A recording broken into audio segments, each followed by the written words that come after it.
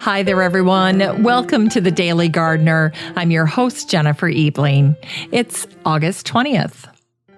There's a quote that I love from a master gardener who lived in Pound Ridge, Georgia. Her name was Augusta Carter. She said, "You don't have a garden just for yourself.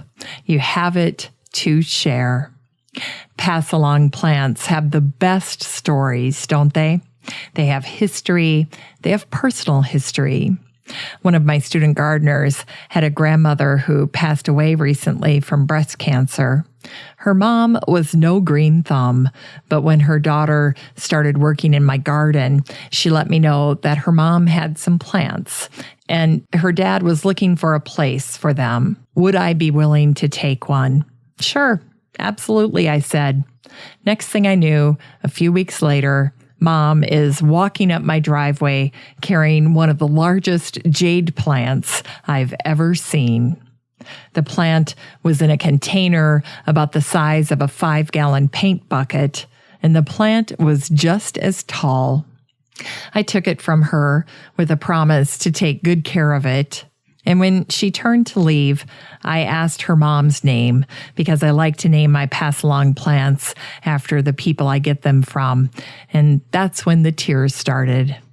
When she left, I brought it over to the potting bench and let it sit for a few days.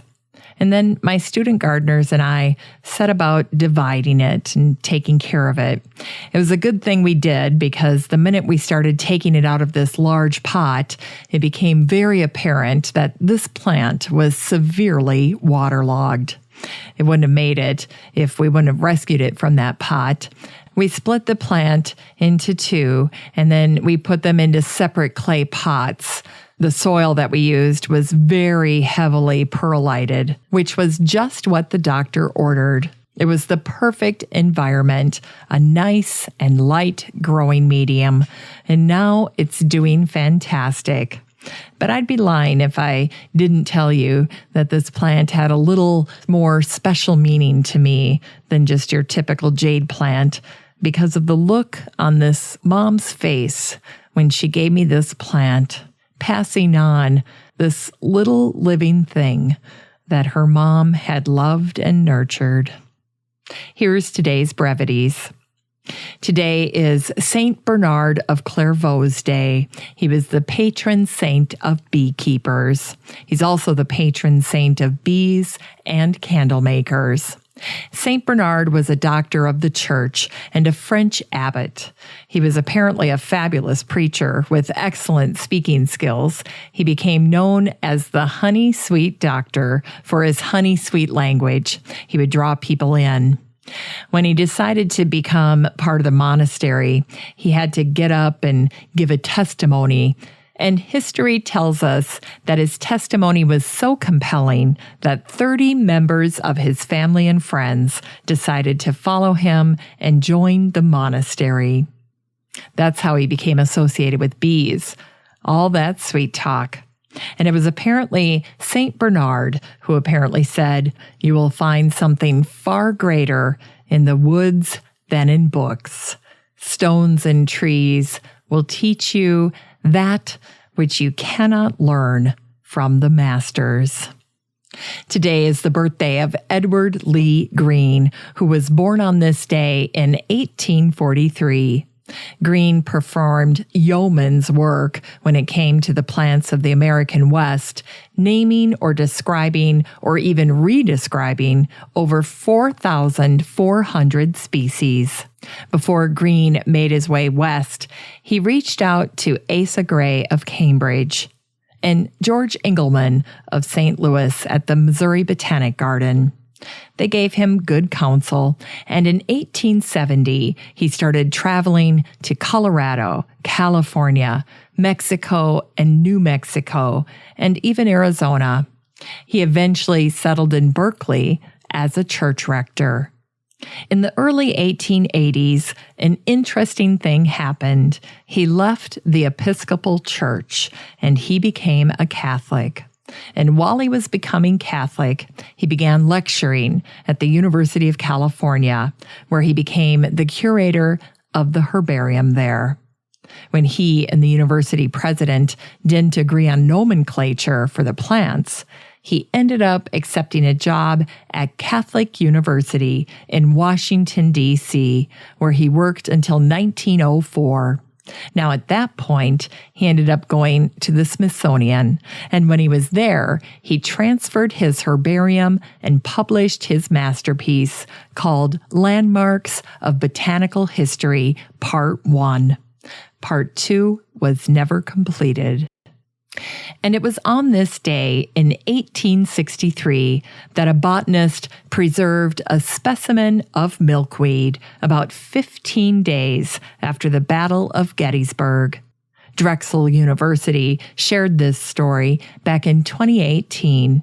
Someone at the botany department named Elana Benamy was digitizing plant images, and she came across an image of milkweed, which is pretty common, but what made her do a double take was the date and location of the plant specimen. The plant was labeled Battlefield of Gettysburg, August 20th, 1863. The battle in Gettysburg had occurred during the first 3 days of July. So this specimen had been gathered about 7 weeks after the battle and about 5 weeks after Frederick Law Olmsted had walked the field. Elana asked, "Can you imagine why on earth someone would be out collecting there?" But as it turns out, the reason made perfect sense. The collector was a man named Thomas Meehan. Meehan had worked for Andrew Eastwick, who was the owner of Bartram's Garden in Philadelphia. Afterward, Meehan had opened his own nursery in Germantown, and in 1853, his younger brother Joseph had come to the United States from England. He was working in greenhouses for his brother when he enlisted in the Civil War. As the battle began, Joseph was taken prisoner, but with the defeat of the army, he was given battlefield parole on July 4th. Historians now speculate that Thomas's brother Joseph might still have been at Gettysburg, or Thomas might have gone out with him on a botanizing trip there. In either case, 33 years later, Joseph would write a beautiful account of the landscape in an article called Battlefield Flowers, Floral Treasures of Gettysburg. Apparently, both brothers had inherited a love of plants. And it was on this day in 1912 that the Plant Quarantine Act was enacted, and it gave the Health Inspection Office the authority to regulate the importation and interstate movement of nursery stock and other plants that may carry disease, which is why if you've been stopped at the airport with a plant, it's thanks to the Plant Quarantine Act, which was in part thanks to the work of David Fairchild when he brought that first shipment of cherry trees here from Japan. Those trees were to be placed along the tidal basin in Washington, D.C., but when they arrived, they were infected with disease and insects, much to the embarrassment of Japan. And so that, in part, led to the Plant Quarantine Act so that it never happened again. And finally, we want to wish a happy birthday to the man with the perfect last name for gardeners. It was on this day in 1948 that the lead singer of Led Zeppelin, Robert Plant, was born.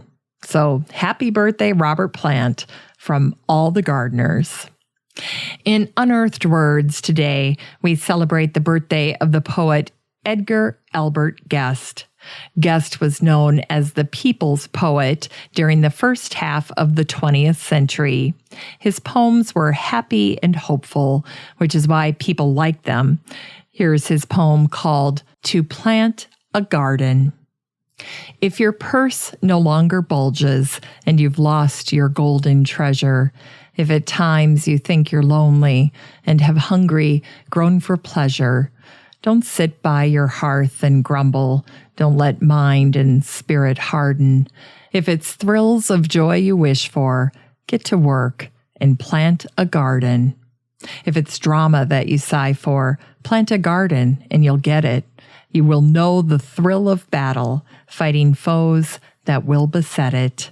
If you long for entertainment and for pageantry most glowing, plant a garden and this summer spend your time with green things growing. If it's comradeship you sight for, learn the fellowship of daisies. You will come to know your neighbor by the blossoms that he raises. If you get away from boredom and find new delights to look for, learn the joy of budding pansies, which you've kept a special nook for.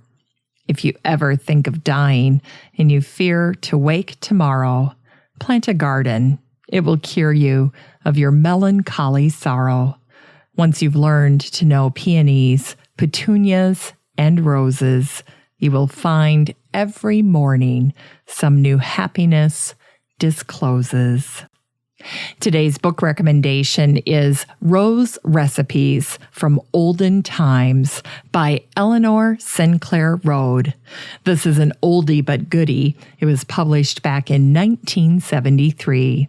The author teaches many applications for working with roses, including how to crystallize the petals and preserve the buds, how to use the rose leaves to flavor wines and vinegar, and how to use roses in medicinal ways.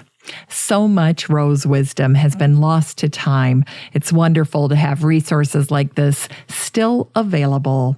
This book offers 83 recipes altogether, thanks to the herbalist Eleanor Sinclair Rhode, who gathered her information from a number of legendary herbalists such as Sir Hugh Platt and Gervase Markham.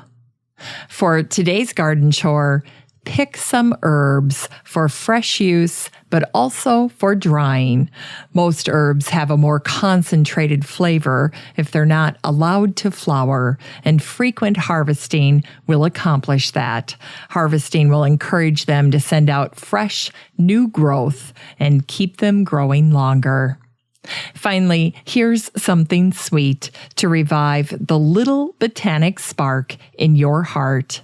Here's another excerpt from a letter that Elizabeth Lawrence wrote to her sister on August 20th, 1940. Lawrence was a garden writer. I have finished the chapter on summer, and I only have the chapter on fall to do, which is short. I hope I can get it done quickly and have time to rewrite after your reading. If you get back before I do, and can find time to look into my garden, will you see if Nerine undulata is in bloom? And if it is, pick it when all of the flowers are out and put it in your refrigerator until I get back.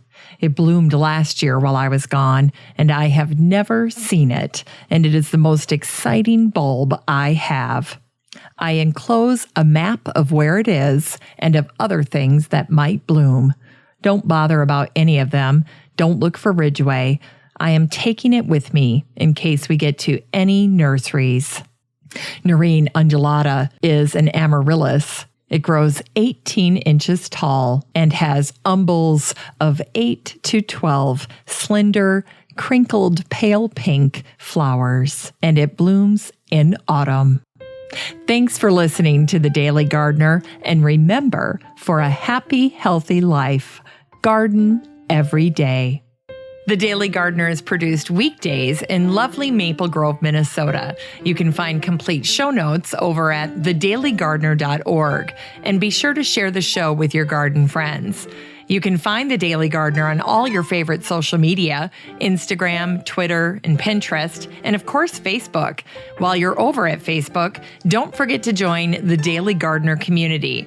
Just search for these 3 words, Daily Gardener Community. The group will pop right up and then request to join. Finally, I want to thank my team at Podfly Productions, where my fabulous editor is Eric Begay. Have a great day in the garden, and we'll see you tomorrow.